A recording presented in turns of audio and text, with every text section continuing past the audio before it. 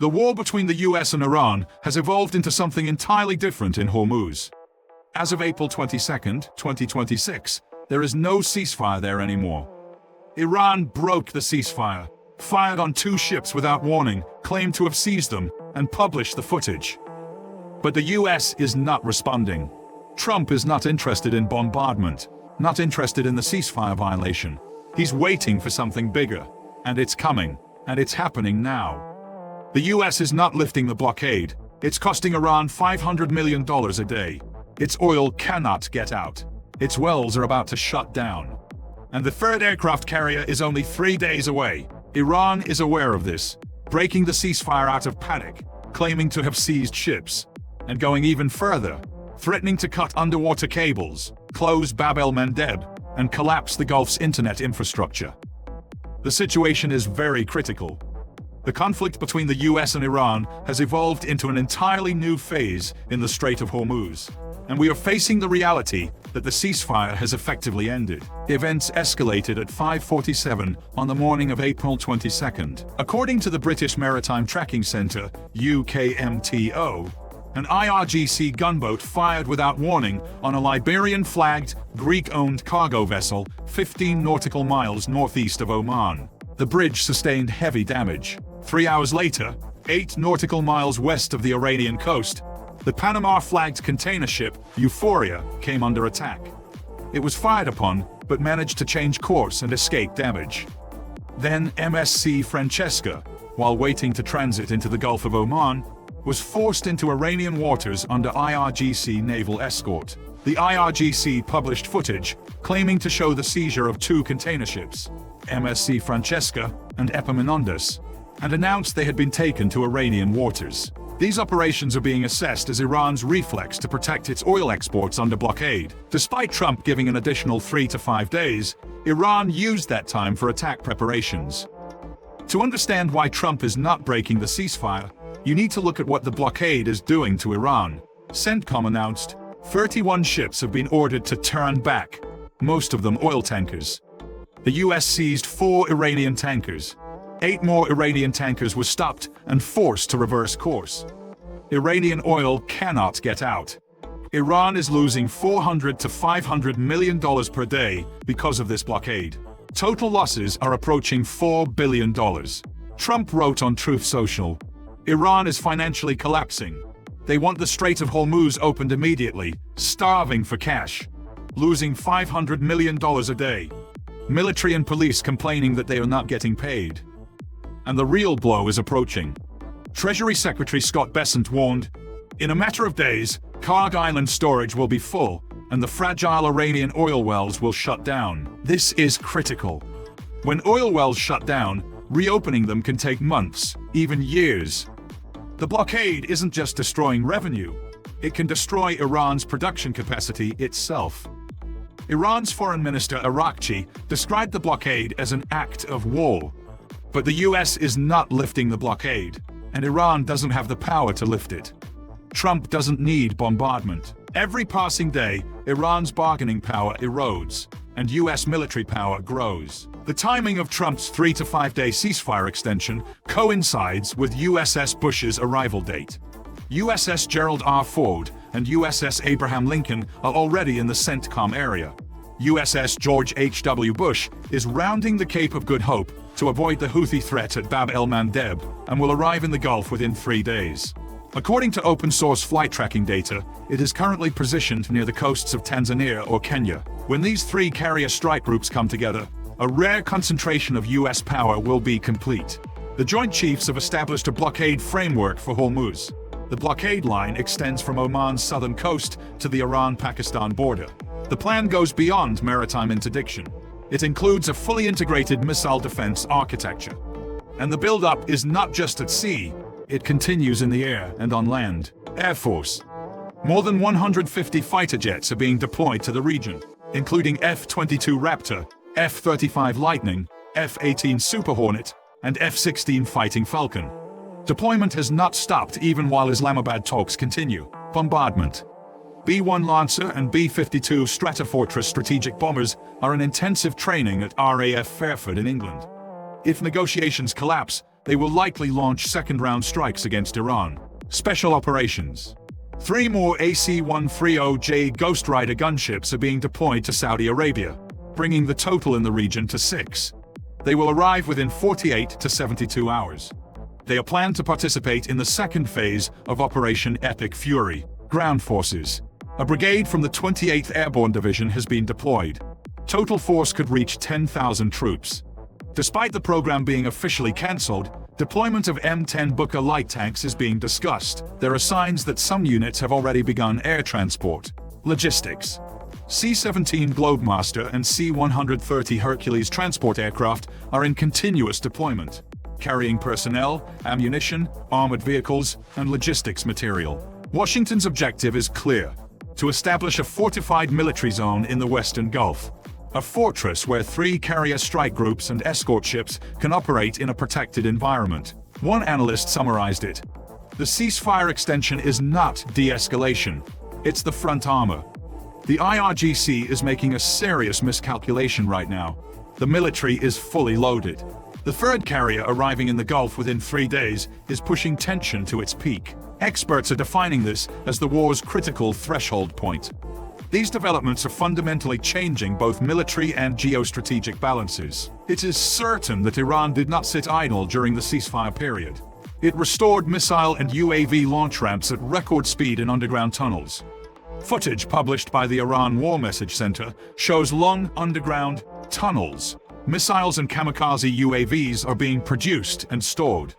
Iran placed a 2,000-kilometer range Khorramshahr-4 ballistic missile in Tehran's Revolution Square, a platform used in actual attacks against Israel. Heavy warhead. The message is not coded. According to CBS News, Pentagon intelligence reports show that 50% of Iran's missile stocks, 60% of its naval forces, and most of its air force remain operational, despite US claims of major success with the Epic Fury operation. But Iran's biggest problem is not its military capacity. It's that nobody knows who is making decisions inside. The IRGC acts separately. The Navy acts separately. The Parliament Speaker makes different statements. Due to the Mosaic defense plan, it is unclear who commands the distributed forces. Iran never officially accepted the ceasefire extension, but it also never openly said it was breaking it. There is an equation on the US side too. According to CSIS analysis, over 7 weeks of war, the US consumed 45% of its precision strike missiles and half of its Patriots. But the US logistical superiority is clear. It can replenish its ammunition. And a far more controversial claim has also emerged on the US side. Former CIA analyst Larry Johnson, on his YouTube program Judging Freedom, made this claim. During an emergency White House meeting, Trump allegedly requested nuclear codes. But Chairman of the Joint Chiefs General Dan Kane reportedly said no. There is no official confirmation of this claim, and there probably never will be. But the mere emergence of such a claim shows how dangerous a threshold this war has reached. If the nuclear option is being discussed, the table has moved to a very different place. The regime's fragmented structure, the US ammunition equation, and the nuclear threshold debate. These 3 factors make the next 72 hours extremely critical. Iran is militarily weakened, but it still holds the fuse of the global economy. At least, that's what it claims. Iranian sources have drawn a coordinated escalation scenario that would simultaneously collapse the world's oil supply, the Gulf's internet, and the Europe-Asia connection. Let's examine them one by one. First threat: the Yanbu pipeline. If this pipeline carrying Saudi oil to the Red Sea is hit by Iranian missiles, Saudi Arabia's backup route bypassing Hormuz would be closed. Second threat: Fujairah, one of the world's largest fuel bunkering hubs in the UAE, within Iran's missile range, and it has been targeted before. Third threat: Bab el-Mandeb. When Hormuz closes, the only alternative route left is this strait. Iran's ally the Houthis control it. If Iran activates the Houthis, the world's 2 major maritime choke points would close simultaneously. Fourth threat: underwater cables. Approximately 7 major cable systems passing through the Strait of Hormuz carry more than 97% of all Gulf internet traffic. Iranian sources published a detailed map of these, and described them as extremely vulnerable. Iranian UAVs have previously attacked data centers in Bahrain and the UAE. If all three happen simultaneously, a quarter of the world's energy supply would disappear instantly. Saudi Arabia would have no backup route left, and Gulf states would be plunged into digital darkness. Cloud infrastructure, financial systems, communications would collapse. But now let's ask the real question. Can Iran do this? Short answer, very difficult. The US Navy is currently positioned in the Gulf with 3 carrier strike groups. Underwater teams are on active duty, with cable and infrastructure protection capability. The Houthis can threaten Bab el-Mandeb, but the US is already managing this risk by routing Bush around that strait. Yanbu Pipeline and Fujairah. These are within Iran's missile range. But such an attack would show that Iran has officially broken the ceasefire and declared direct war on Saudi Arabia and the UAE. This would fully unite the coalition against Iran, and Iran is not in a position to withstand that. Are Iran's cards a real leverage? Yes, in theory, but the cost of using each one is heavier than the card itself. And the US is building up precisely to deter Iran from playing any of these cards. The real question is this: is a regime acting in panic sober enough to calculate the cost? The Hormuz crisis is not only hitting Iran, it's hitting the entire world. 20% of global oil trade passes through this strait. Commercial traffic has nearly stopped. Brent crude exceeded $100. Insurance companies have declared the strait a risk zone. Premiums have multiplied. Freight costs have risen up to 200%. The attacks on Greek and Liberian-flagged ships, the seizure of Panama-flagged MSC Francesca, have drawn third countries into the crisis. This is no longer a bilateral US-Iran conflict. China and India, the 2 countries most dependent on Iranian oil, are searching for alternative routes. Europe's LNG imports are rising. Global inflationary pressure is increasing. On April 22nd, military planners from more than 30 countries gathered in London to plan a multinational mission to safeguard Hormuz, and Iran's ship seizure moves are designed precisely to increase this global pressure. It wants insurance companies to close the strait, freight costs to explode, and the world economy to pressure the US into lifting the blockade. But so far, it's not working. The US is not backing down. The next 72 hours could be the turning point of this war. When USS Bush arrives in the Gulf, the US will complete its full power concentration with 3 carrier strike groups. The Islamabad talks are on hold. Vance's Pakistan visit has been postponed. Iran announced that negotiators would not attend, then stepped back. Who is negotiating is still not clear. Trump told CNN there is no time pressure. He stated that he wants Iran to hand over its enriched uranium. 3 scenarios are on the table. First, Iran sits at the negotiation table with a unified proposal. The blockade is lifted. This is Iran's last exit. Second, Iran does not submit a proposal, or the IRGC continues provocations.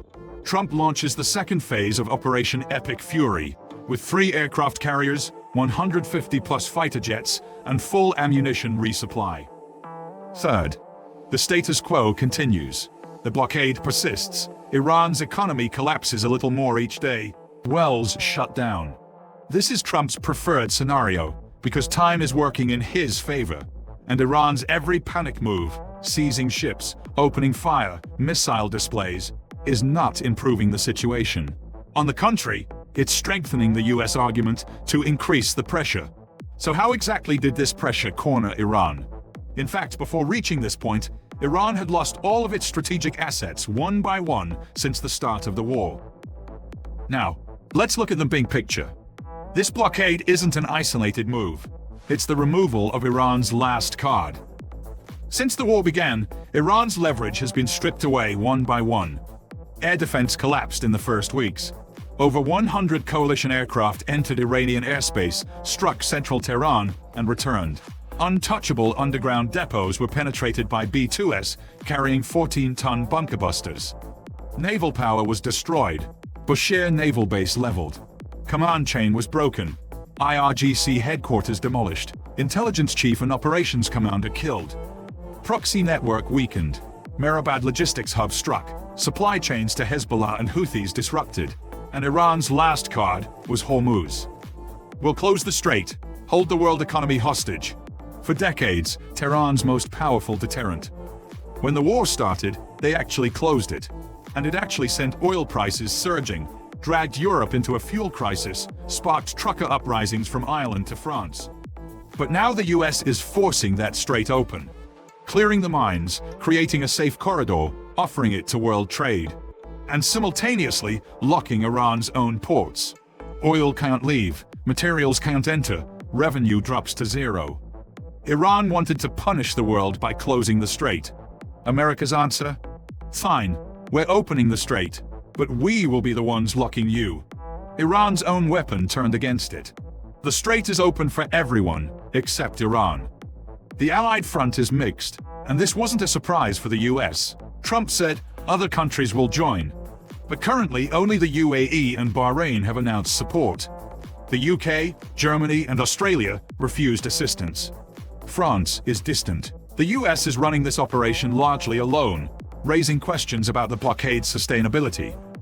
2 carrier strike groups, dozens of destroyers, reconnaissance aircraft, submarines, all requiring fuel, ammunition, personnel rotation, and maintenance. How long can a single country's navy sustain an operation of this scale? Weeks are possible, months are difficult, years nearly impossible.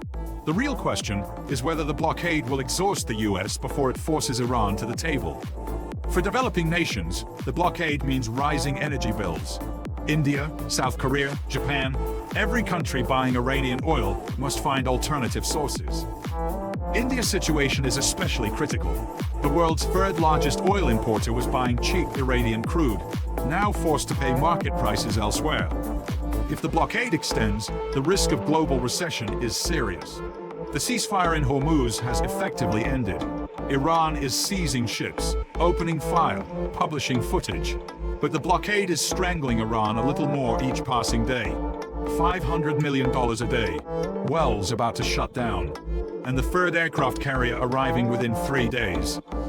Do you think Iran can withstand this pressure? Or will the next 72 hours trigger a new phase of the war? Share in the comments.